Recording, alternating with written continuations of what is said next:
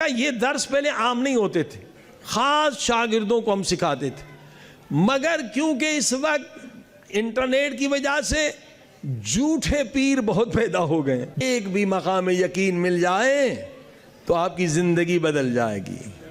دیکھیے یہ جو بحثیں ہیں یہ بند کمرے میں ہوتی تھی، ہر ایک کو یہ درس بتایا نہیں جاتا تھا، حتیٰ کہ مومنین سے بھی تقیہ میں نے کہا کیا جاتا تھا کہ جس میں طاقت نہیں، صلاحیت نہیں، وہ سمجھے گا نہیں، الٹی سیدھی باتیں کرے گا۔ بند کمروں میں یہ علم عرفان ہے اہل بیت کا، جو اہل بیت نے سکھلایا ہے، آج بھی اس کے استاد ہیں، بند کمروں میں سکھاتے تھے۔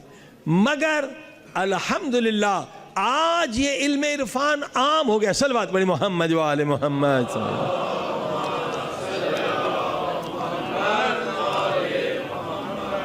آیت اللہ حسن زادہ عاملی کے شاگرد ہیں، زندہ ہیں، اللہ انہیں عمر طولانی عطا فرمائے۔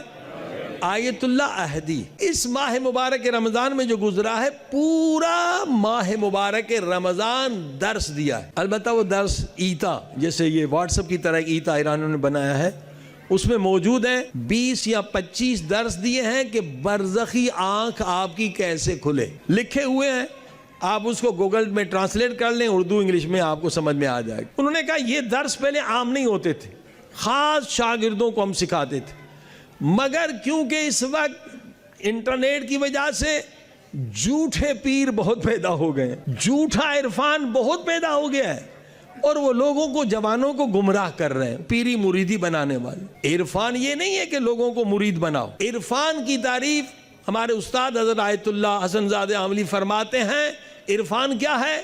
از خدا جز خدا چیزی مخواہ۔ ایک جملے میں عرفان بتلا دیا، یعنی خدا سے، خدا کے سوا کسی اور چیز کا سوال نہ کر۔ اگر پیسے کا سوال کیا عرفان نہیں ہے، حکومت کا سوال کیا عرفان نہیں ہے، طاقت کا سوال کیا عرفان نہیں ہے، خدا سے، خدا کے سوا کسی اور چیز کا سوال نہ کر۔ خدا مجھے اپنی محبت دے، خدا مجھے اپنی معرفت دے، خدا جو تیرے محبوب ہیں ان کی محبت دے۔ صلوات پڑھے محمد۔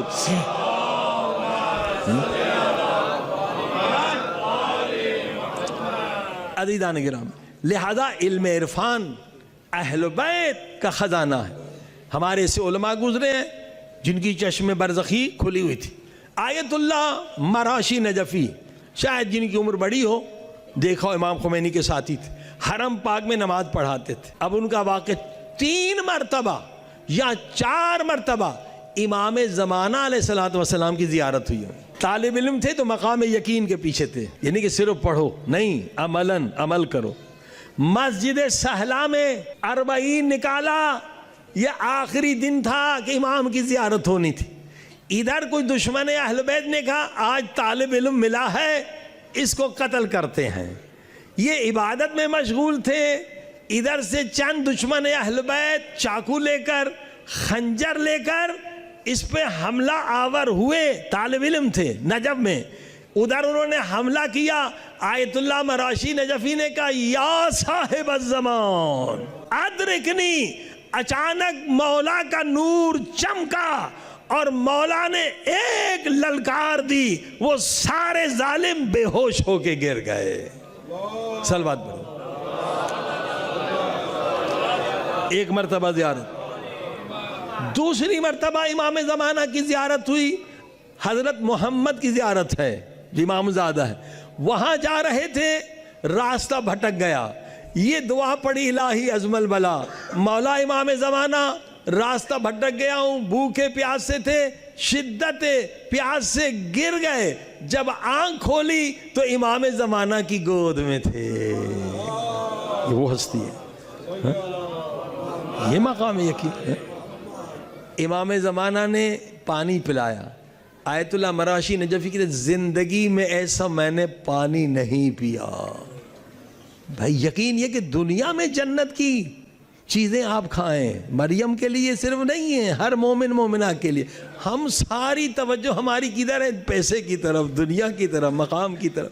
دیکھیے نا یہ برتن اگر اس طرح سے کھلے آسمان کے نیچے رہے تو بارش کے پانی سے بھر جائے گا، لیکن یہی برتن اگر الٹا کر دیں قیامت تک بارش پڑتی رہے ایک قطرہ اس کے اندر نہیں جائے گا۔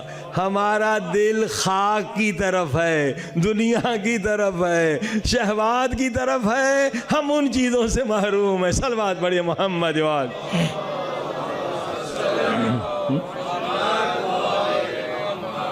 کہ امام زمانہ علیہ الصلوۃ والسلام آئیں گے، پوری دنیا کو کیسے بدلیں گے؟ اس وقت پوری دنیا نہیں تو 90% لوگ عاشق مال ہیں، عاشق دنیا ہیں، عاشق ریاست ہیں، عاشق شہوات ہیں۔ مولا اتنا علم دیں گے انسان کی عقل معراج پر پہنچے گی، انسان کہے گا سونے اور پتھر میں کوئی فرق نہیں ہے، نہ سونا مجھے قبر میں عذاب سے بچا سکتا ہے نہ پتھر بچا سکتا ہے، اگر بچائے گا تو خدا بچائے گا یا اہل بیت بچائیں گے۔ صلوات پڑھے محمد۔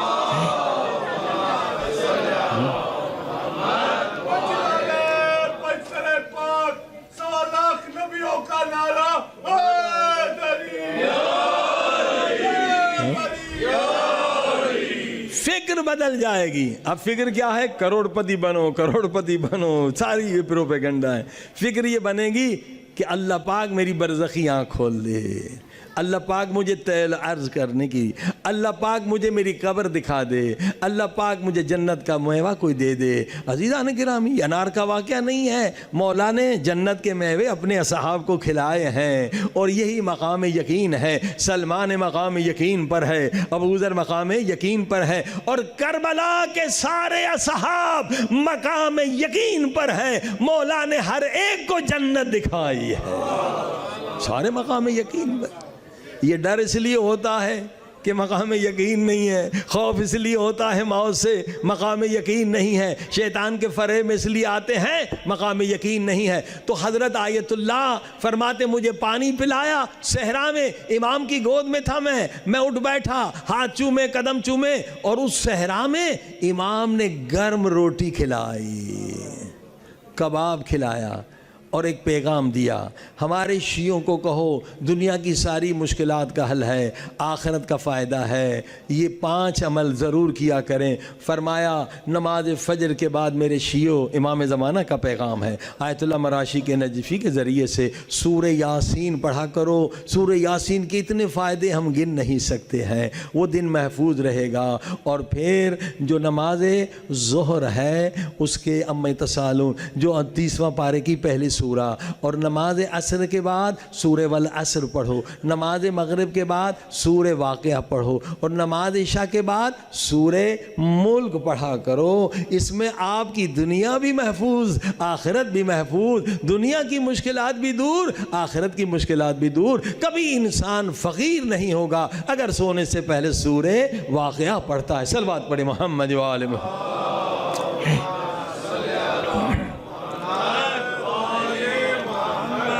اب آیت اللہ مراشی نجفی کی برزخی آنکھ کا واقعہ حضرت آیت اللہ احدی بتاتے ہیں۔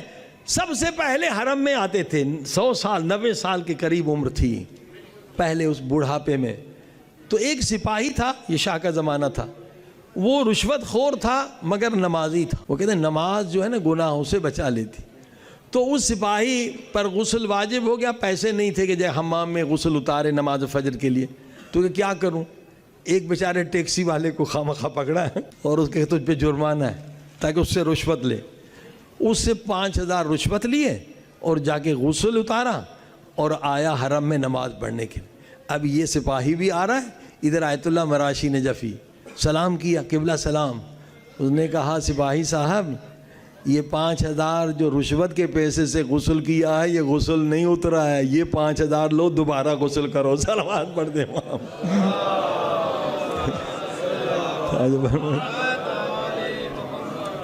کہا قبلہ آپ کو کیسے پتا چلا کہ مجھ پہ غسل میں نے 5000 رشوت کے لیے، آپ کو کیسے پتا چلا؟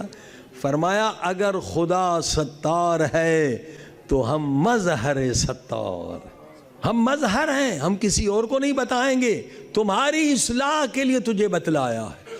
اس واقعے سے وہ سپاہی اتنا مومن ہو گیا، رشوت چھوڑ لی، نماز تہجد گزار ہو گیا کہ جب انقلاب آیا تو امام خمینی نے پورے قم کا اس کو انچارج بنایا. صلوات پڑھے محمد وآلہ.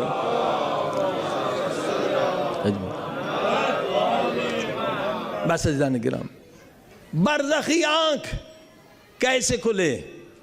حضرت آیت اللہ احدی ایک آیت بتلاتے ہیں جو ہم سال میں ایک مرتبہ ضرور پڑھتے ہیں. وہ کیا ہے؟ جوشن کبیر کی آیت. فرمایا اسے 100 مرتبہ پڑھیں 40 دن تو آپ کی برزخی آنکھ کھل جائے گی. مگر ابھی آپ نے سنا کہ گناہ اگر باقی ہے تو نہیں کھلے گی، گناہ سے توبہ واجب ہے. آیت بہت زبردست ہے اور آقا نے اسی رمضان میں یہ اوپن درس دیا، ورنہ یہ بند کمرے میں ہوتا ہے، خصوصی مجتہدوں فلسفے میں، مجتہدوں فقہ میں عوام کو یہ درس نہیں دیتے ہیں. کہا کیونکہ اس وقت ضرورت ہے، جھوٹے پیر بن گئے ہیں، وہ دھندا کرنا چاہتے ہیں جوانوں کو، اس لیے میں یہ عام کر رہا ہوں، وقت کی ضرورت ہے، ورنہ یہ درس عام نہیں ہوتے. ہم پڑھتے ہیں مگر ہمیں پتہ نہیں کس آیت کا کیا فائدہ. غالباً 13ویں ہے یا آگے پیچھے 12ویں آیت. یا علام الغیوب، یہ جوشن کبیر، خدا تو غیب کا جاننے والا. یا غفار الذنوب، اے گناہوں کو معاف کرنے والا. یا ستار العیوب، اے عیبوں کو چھپانے والا. یا مغلب القلوب، اے دلوں کو دین پہ مستحکم کرنے والا. یا منور القلوب، اے دلوں کو نورانی بنانے والا. یا طبیب القلوب، اے دلوں کو ٹھیک کرنے والا، ایک دلوں کے ڈاکٹر.